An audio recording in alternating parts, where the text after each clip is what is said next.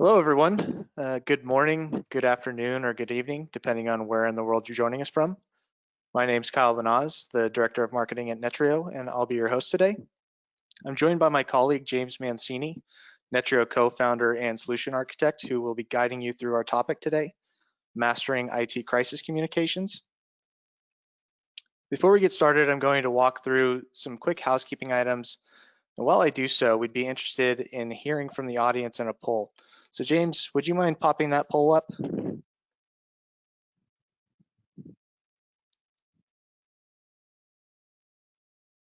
So how recent was the last IT crisis you dealt with at your organization? If you could answer that, that would be awesome. Amidst the global pandemic, Netreo has transitioned to a remote first organization. So apologies in advance for any barking dogs or giggling children in the background. Our audience today is in listen only mode, but we'd like to keep our webinars interactive. If you have any questions throughout the webinar, please enter them in the questions section of your GoToWebinar panel, and we'll answer them throughout the course of the webinar. All of our attendees today will also be receiving an awesome Netreo tumbler or gift card if you're joining us from outside of the US. So please be on the lookout for an email containing a form to enter your preferred email and shipping address a couple of hours after the webinar today concludes. So thank you to everyone who has answered the poll. We'll share those results a little bit later on. With that, I'm going to hand it over to James. So James, take it away. Thanks. So some of the common problems that drive poor crisis communication are that even during a mass outage that impacts the most critical operations, and in some cases even like stopping factories or halting work for hundreds of employees, the IT staff are improvising, trying to make the best of a bad situation. And without a formal plan that clearly details exactly what, when, and how things should be communicated, interaction between the teams suffers, and that leads to unacceptable recovery times, messy postmortem analysis, and in the worst cases, repeats of the same issues. Now, in many cases, the teams have limited visibility beyond the immediate problem, what we call an up-down alarm, and it may not provide enough information to really isolate the root cause or see all the other systems or applications it might be affecting. And this slows down recovery and creates more issues between teams. If you've got different teams and different subject matter experts all being consulted on the same problem, considering different alerts and using different tool sets, they are ultimately going to arrive at different conclusions as the outage continues. And the more tools you're dealing with, the more likely they are to contradict each other and to create finger pointing between teams, which helps no one. A great example of that is, if there's a problem in the environment, you might get an alarm from the database tool and one from the application tool and one from the storage tool and one from the network tool. And then you've got 4 different teams all trying to figure out where the problem is. And that lack of communication, causes all of this parallel troubleshooting, or even worse, passing the issue between teams repeatedly, which in the best case is going to slow recovery down and cause a lot of wasted efforts, but at worst case can even cause new issues or obscure the original causes. So how do we get here? James, real quick question before we jump on. Speaking of all of crisis communication, so you engage with customers and prospects on a regular basis. I imagine there's been a pretty significant uptick in unforeseen crises related to the global pandemic and state of affairs in the US. Without naming names, did any stick out recently? Well, interestingly, I think we've seen fewer real large unexpected crises. What we've really seen though is that the impact of the crises that have occurred has been magnified. So, communicating with a team when most of the team or all of the team is working remotely, and getting communications and coordinations between teams when people can't sit down in a conference room or have a breakout session, from an online meeting, can really complicate things. And then if you get too many people into those online meetings, it can easily devolve into a situation where really only one person can talk at a time. You can't break into smaller groups very easily, and it can really create a lot of communication issues and magnify the impact of an outage. Okay. And the reality is that most enterprise IT starts from a blueprint, but that blueprint is rarely fully realized. Oh, sorry. I apologize for that. There. That blueprint is rarely fully realized before they start making changes. So, what you really end up with is an enterprise IT environment that's a lot more organically grown than master planned. So even highly disciplined organizations can sometimes discover that their plans are badly out of date when they need them most. Like maybe they didn't ever account for the fact that the crisis would be going on while nobody was working out of the office. And the thing is, this creates an environment where there's just not enough hours in the day to put out the fires that are popping up, and no one has any time to think about fire prevention instead of firefighting. So, using tools that are strictly reactive in nature can amplify this effect. We also find organizations who, despite putting a plan in place initially, find they didn't consider all the contingencies of a rapidly changing IT world or, a global pandemic. So if your crisis plan involves sending email, for example, to keep people in sync, and then, after the plan's created, years later, you move everything to Office 365, does the plan cover what to do if the internet is completely down, or the cloud provider systems are unreachable for some reason, or, users are isolated because their home network is down? Um, Finally, one of the other things that we see is what we call the ostrich effect. And some organizations handle small issues really effectively. And this is very common if you have a small, tight-knit team. But they may not even realize they need a crisis plan until they really get hit by a truly epic mass outage. As Mike Tyson famously said, everyone has a plan until they get punched in the mouth. So if you don't have a crisis communication plan yet, obviously the first step is going to be to create one. And this plan should dovetail nicely with the alerting and monitoring plan that you created. You did create one, right? If not, this plan might be the thing that drives that plan too. And what really it's designed to do is to clearly outline action and escalation contacts, timeframes, and methods of communication. It also needs to have uh, a built-in function where you go back and revisit the plan on a regular timeline. So this is going to depend a little bit on how fast the IT in your organization evolves. Some organizations are going to be fine doing once a year or twice a year. Some may even require quarterly or monthly revisions to keep up with the changes if you're in a very rapidly evolving environment.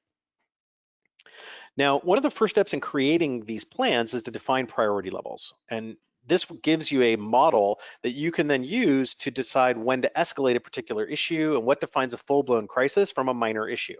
Now, this is an example of a really simplified priority model that we often use to help customers develop their own priority systems for when they don't have a way defined to do that.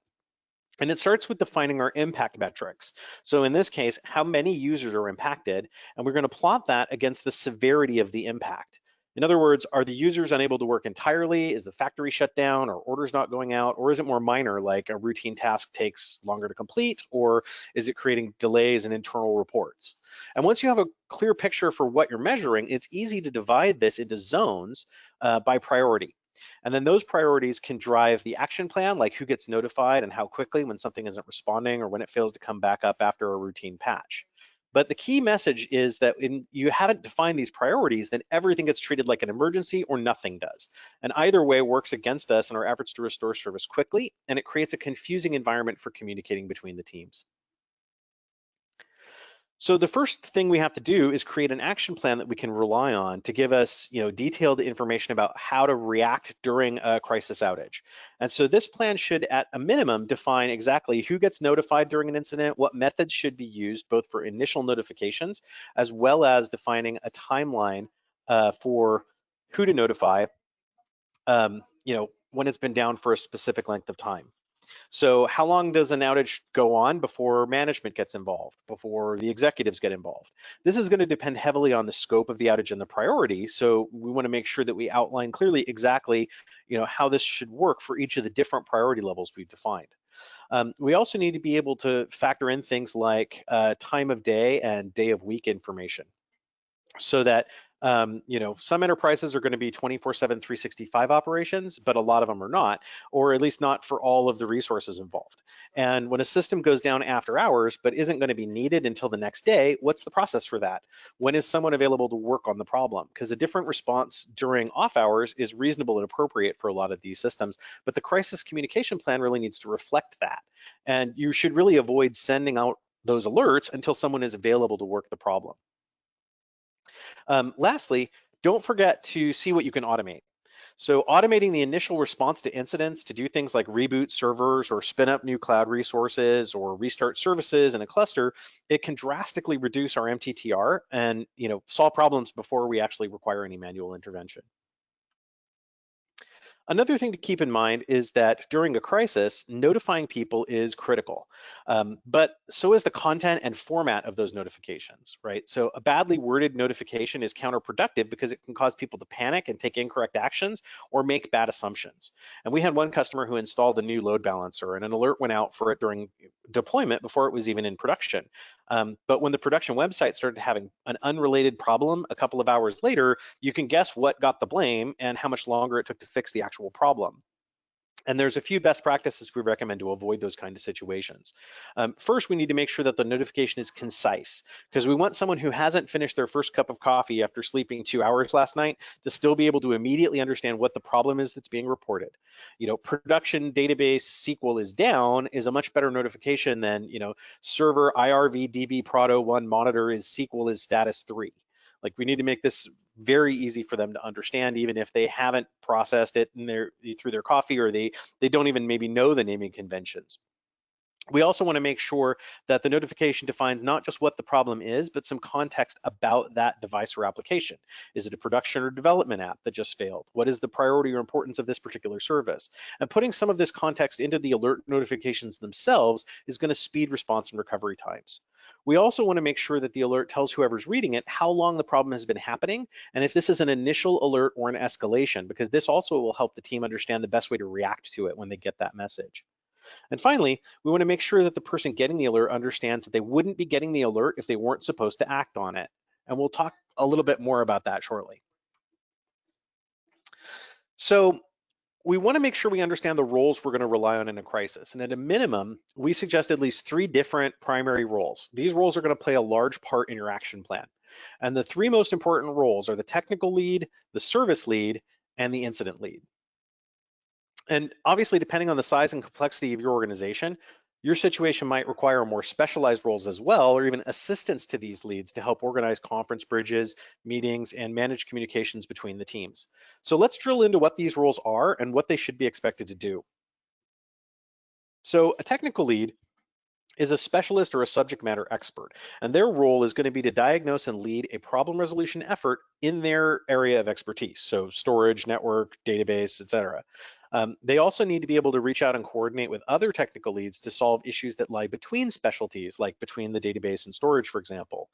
These people should be highly capable senior engineers in their specialty, but they also need to have a full understanding of what the production environment looks like, and any given incident may need multiple technical leads depending on the scope of the problem. The service lead, on the other hand, is going to help to direct the restoration efforts and set priorities based on their knowledge of what's most important to the business. So this should also be an experienced engineer or a manager, but specifically one who understands all of the system aspects and delivery requirements for the service that's being impacted. They should also be familiar with and be able to direct restoration procedures, like a service restart, for example, or a cluster restart, or a database reboot. They need to have full knowledge of all of the related services and the potential downstream impacts that need to be considered or addressed. And they also need to know which business units and contacts have to be engaged to minimize the impact through mitigation while the incident's being worked.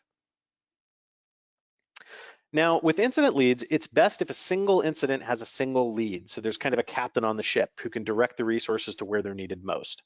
And the incident lead is going to drive all of the problem resolution and actions as needed.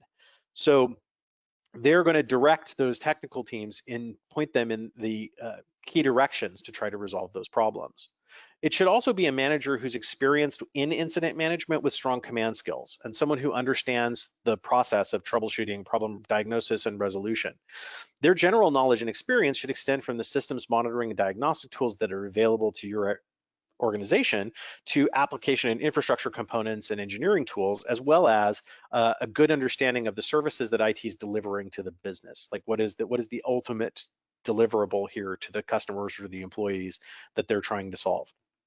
Now, since these are the ones calling the shots during the incident, this is also the person who should be made responsible for collecting the data we're going to need for final root cause analysis. Remember, a lot of root cause analysis happens after the incident is resolved.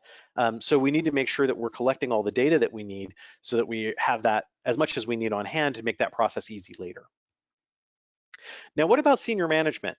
During a critical issue, it's normal and appropriate for senior IT operations management to be present on the technical bridge. They need to ensure proper escalation and response. Also, you may need to draft communications for senior business personnel that provide things like status, impact, and prognosis. And if it's a public issue, they may also need to coordinate with corporate public relations and provide information about the issue. However, during a major incident, senior management from all areas of IT and even other parts of the business are going to try to join the technical call and discussions that are focused on service restoration and problem resolution. And this is a natural desire, just like slowing down to look at a traffic accident is. But the senior management presence can be disruptive, and it can prevent the team from actually resolving the issue in a timely way. So here are some things that we recommend for senior managers to keep in mind so they don't get in the way of resolving the issue. So don't join the bridge, announce yourself, and ask what's going on, because this is going to distract the team from the work at hand. It's going to waste several minutes bringing you up to speed and extend the problem resolution times. And this is shockingly common even at really large capable enterprises. You should also avoid trying to place blame during the incident. So the team is likely to slow down or even shut down due to fear of repercussions, when what's needed most to resolve the problem is going to be honest and open dialogue. Also, don't jump to conclusions about the problem. It's way too easy to mislead the team and send them down the wrong path because of your authority. Few senior executives have the time to stay up to date on all the technology, and even fewer can do that and still have strong enough problem resolution skills to provide reliable suggestions. Now, if you're one of them, go ahead and enable the team to leverage your experience, but be really careful to assess your abilities honestly here and delegate to the experts when you can. Now, during a crisis, we need to be able to send those messages out to all of the different stakeholders that are involved in the process and who need to know what's going on. But the plan needs to address exactly how we're going to get those notifications out to people, especially factoring in the difficulties inherent in something like a mass outage. So email and SMS are usually the foundations that most notifications are based on for organizations, but those may be highly impacted during a crisis or simply saturated with alerts and notifications. So minimizing that noise is a very important step, and one we're going to talk about some easy ways to do. But we should also be looking at alternative communications. So things like API integration into team communications platforms like Slack or Spark or others.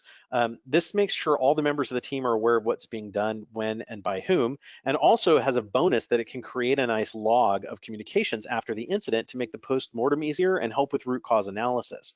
Because if the only track record of this incident is scattered through 50 different people's mailboxes, it becomes really difficult to figure out who got notified when, and if somebody saw that message in a timely fashion or didn't get it until late and went off in a different direction. You should also consider leveraging mobile app push. So these communications take a totally different path from email, and they can even be initiated from the cloud side. So the state of the internal networks or systems doesn't necessarily affect it. And also in a lot of cases, it actually will get out faster than email.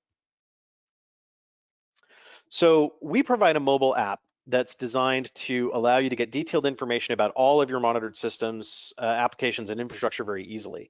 And we developed a patented security architecture to make sure that you can get access to the internal data from anywhere, even if your Netreo is deployed entirely on premise.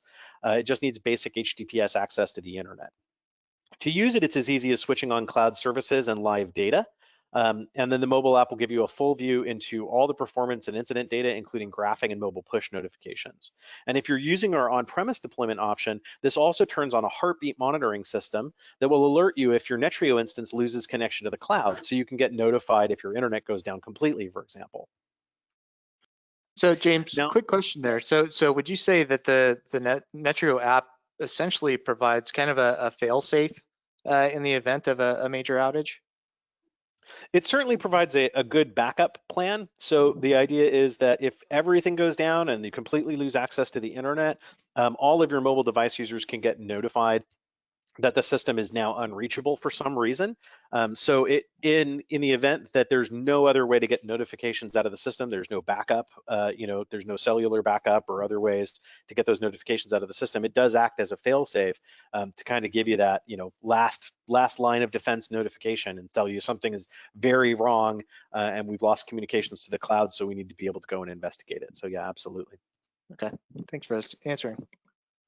Now, the notification plan itself should try to centralize alerts as much as possible. And there's kind of three main reasons for this. And the first one is that duplicate alerts and conflicting status coming from multiple tools can cause people to run down parallel paths. It can confuse the people working on the problem, or even lead them to entirely the wrong conclusion. And that delays the resolution of the problem. But it also provides a single point of acknowledgement and a single truth that everyone can work from. So when I acknowledge that problem, if everybody gets the messaging and the acknowledgement and knows that I'm working on the problem, they can, relax, go back to bed, or, get engaged the way they need to, but they're no longer running off in different directions. So it also helps to eliminate those kind of inter-team communication silos. And one of the things that we recommend as a best practice is that you shouldn't let teams perform their own monitoring exclusively. I mean, it's fine and highly encouraged to give them a view of what the command center is seeing, but it is really not okay to let them perform monitoring instead of the command center, because teams that perform their own monitoring with no oversight tend to hide their dirty laundry, and they also tend to apply temporary fixes. So as a result of that, you get more outages, longer outage times, and a higher percentage of recurring outages. And because there's no oversight, senior management is often unaware of the number of or scope of these outages. Now, the plan should also try to leverage your existing operational systems as much as possible. So this can be things like integrating with notification managers to simplify on-call schedules and provide a way to distribute alerts that isn't dependent on internal mail infrastructure, for example. Many organizations are also going to be using ticketing or ITSM system like ServiceNow or SMAX or Sharewell, and you're going to want to make sure your plan includes how these tools should be used during a crisis and how to integrate them with your monitoring alerting system. Does the incident get owned by the ticketing system? Is it owned by the monitoring system? Who's ultimately responsible for resolving that incident? Is it based on status? Is it based on people taking ownership? All of that needs to be defined as part of the process.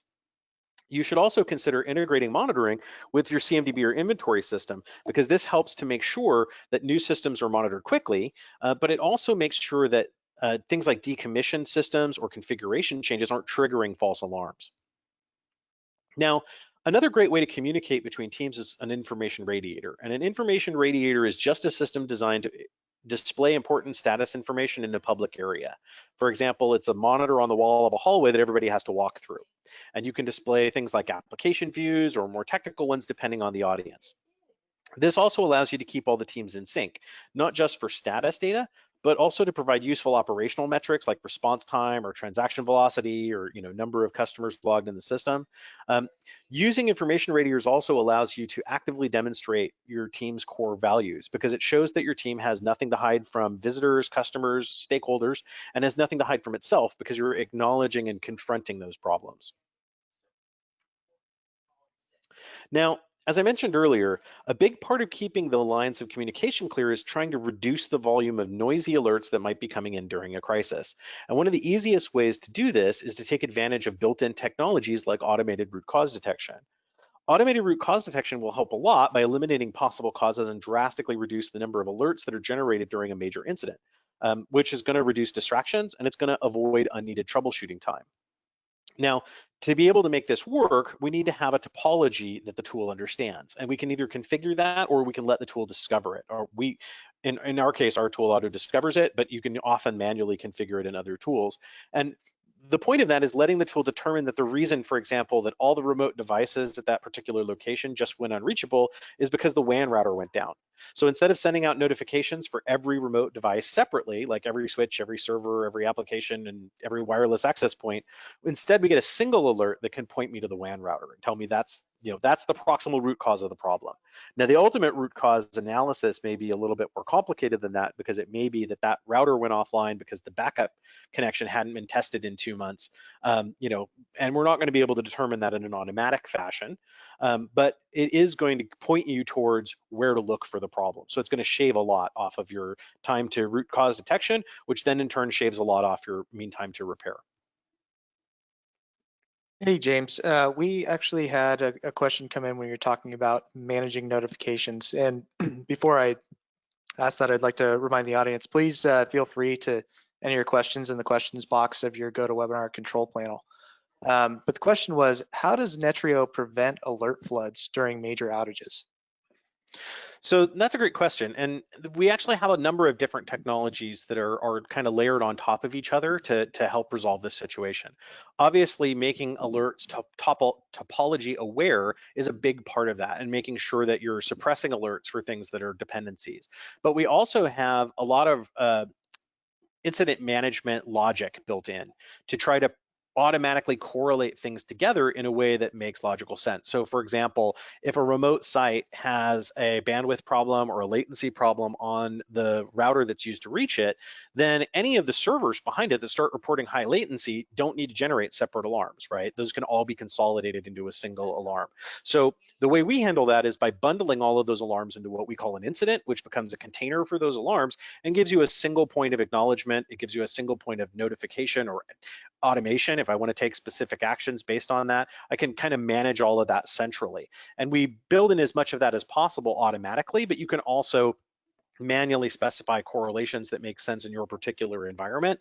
Like if you know you've got out of band cellular backup that has to be operational, you can build in rules to look for those conditions and say, don't alert me on this if the cellular backup line is working, because even though you may not see the traffic, I know that user is still getting his credit card, processes taken care of. So you can build in additional rules to even further extend that. Great, thanks, James. Now, speaking of reducing alert volume, the one thing that we recommend is probably the most important best practice is to make sure you're only getting the alerts you need. And so the way we say to do that is to make sure that you're only getting alarms for what we call actionable items. So if you're not going to react to a notification as soon as it comes in, you shouldn't be alerting on it. So for example, if I'm getting alerts when my hard drives get to 90% utilization and then I'm just ignoring it because it's not critical yet, two things are going to happen. First, sooner or later, you're going to get a server failure because you forgot to circle back on that alert before the drive filled up. And second, you're conditioning yourself and your teams to ignore alerts. And someone someday is guaranteed to ignore the wrong alert, and you're going to have a major problem on your hands. So instead, what we recommend is to only send actionable alerts, and then for everything else, use reports. So configure reports. So instead of waiting for that hard drive alert, I just every morning get a list of servers that says, here's the ones with the lowest free drive space, or here's the sites that had, call quality problems yesterday, or, here's the servers where the CPU was unusually high. And those aren't things that I might necessarily want to react to right away, but they're important things that I want to keep tuned into. And if I get that email that says, here's the servers with the lowest free hard drive space, and I deal with the top few entries on that list, I know I get to sleep through the night. I never get that reactive alarm. I can start fixing problems proactively. And that same concept applies to most of the different kinds of performance-related thresholds we're monitoring that are not business impacting. But a key point to make this work is to make sure that those reports are automated and scheduled so nothing gets missed.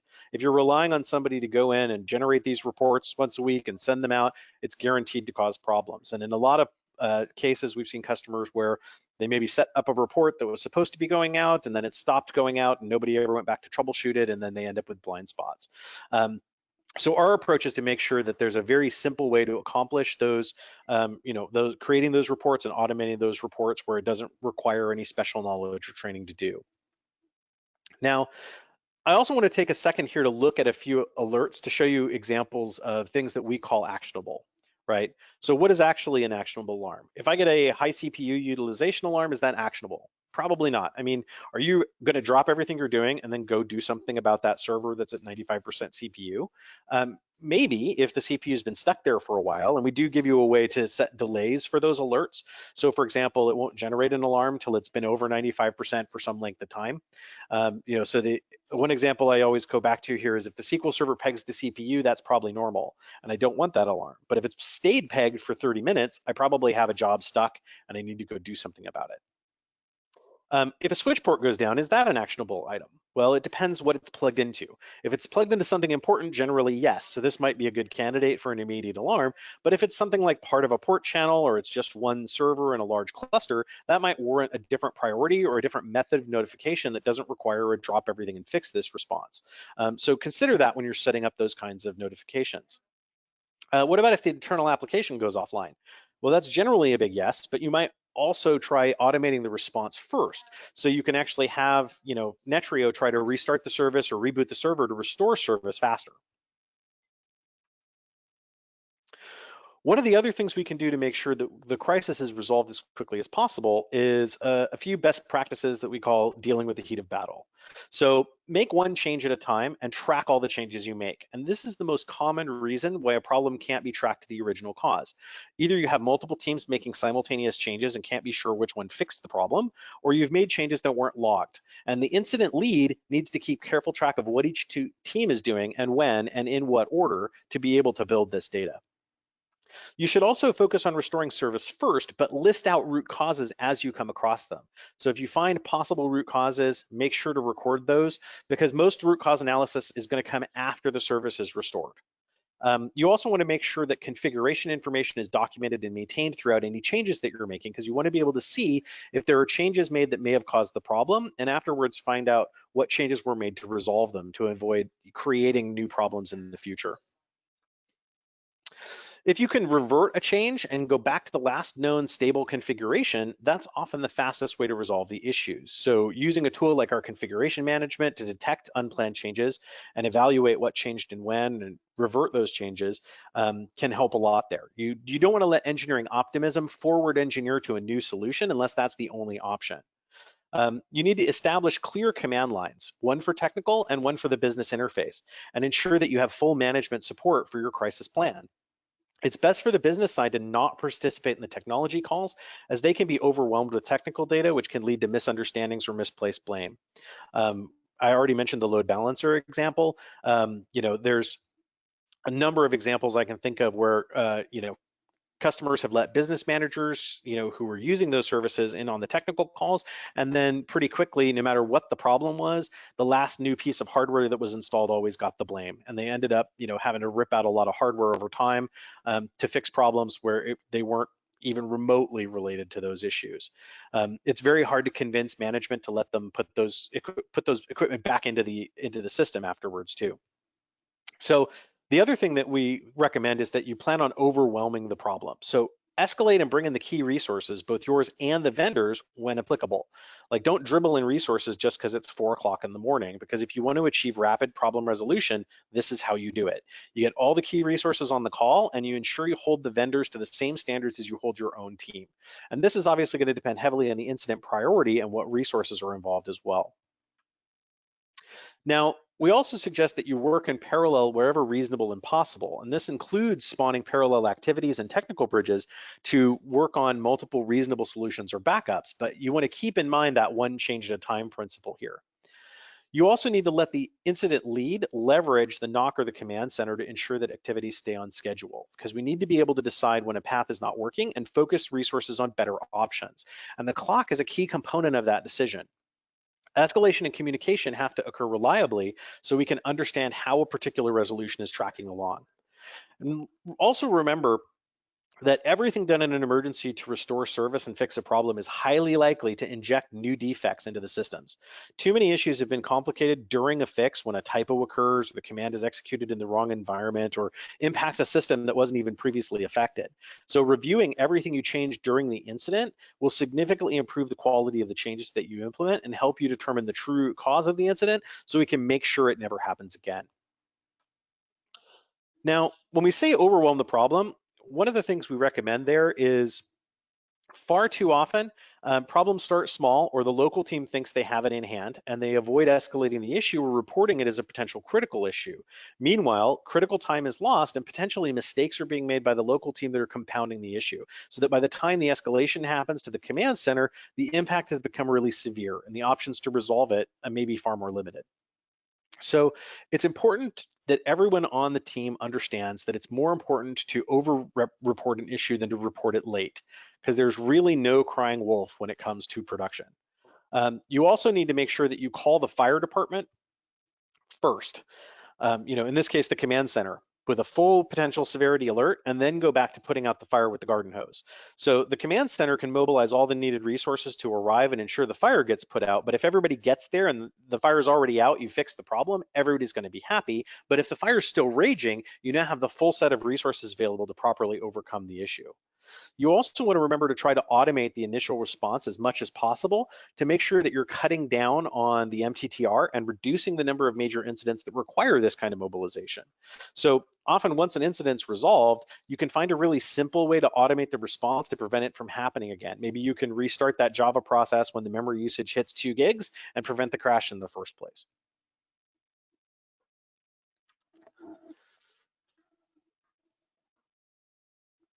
So now I'm All going to right. turn this back over to Kyle and let him kind of wrap up for you guys. I appreciate your time, and feel free to keep those questions coming. We've got time at the end to answer more of them. Yeah, so we've got a few minutes left, but for those who don't know, who is Netreo? So Netreo is full stack IT management and monitoring, leveraging AIOps and IT automation. The company was founded in 2000 by James and a few others, and was recently acquired in 2018, resulting in significant private equity investment. And that's really allowed us to focus on providing the best IT monitoring and management solution for our customers. So the Netreo platform is backed by multiple patents, as James mentioned earlier. Our mobile app is one of them. And we've been recognized for global awards, including Network Computing's Product of the Year for the last 4 years. Recently, CIO Applications 2020 Top 10 ITSM vendors. We've been on the Inc. 5000 fastest growing companies list for 3 straight years now. Most recently, we were listed as the highest rated IT infrastructure management platform in Gartner Peer Insights Voice of the Customer report. And we've also received the happiest users and quality choice awards from the Crossdesk software review platform. So James, did we get any answers to that initial poll? Sorry, I had mute on. Yes, actually we did. It turns out that of the respondents to the poll, 18% had a crisis within the last month, and 35% more had a crisis within the last 3 months. Oh, wow. So that I wonder if much of that is related to the pandemic and some of the ongoing states of affairs like we mentioned earlier. Really interesting stuff. So we do have a question here. So that first question is, sometimes our business feels our communications are too technical and IT feels it's too business focused. Do you have any tips for finding a balance? So the best practice recommendation there is to actually have 2 separate lines of communication, one technical and one business focused. And it sounds like an obvious solution to that problem, but it's actually the best way to handle it, because the communications that go out to the non-technical parts of the business need to be much more focused on the high level resolution of the problem and not so much the technical details, to avoid creating that kind of technology confusion among the non-technical departments in the company. Whereas, the IT staff might need to know in much more detail about exactly what elements had the problem and how to prevent those problems in the future. And usually what we find is going through the root cause analysis process can help that a lot, and kind of doing a post-mortem on exactly what the impact of the change was. And a famous example of that is when AT&T had a massive network outage a few years ago that was caused by pushing out a bad software update. And it turned out that it was a flaw in their change control procedures, where they were rolling out massive software updates without ever testing them in a smaller environment. And obviously ended up having to make some significant process changes to their implementation to be able to make sure that those kind of problems didn't happen again. But the communications to their to their business level customers had to be much more high level, and involve a lot more coaching around how they were changing the processes and what things they were putting in place to prevent these problems in the future, as opposed to the technical details. So it really should be separate channels of communication is the best practice there. Okay, thanks, James. So we're running out of time here, but we have one more question, and it actually leads into our next poll. So how can I get a demo of Netreo? So feel free to answer the poll, and we'll get that to you. If you have any other questions, please enter those into the questions box, and we'll make sure to reach out to you after the webinar is ended.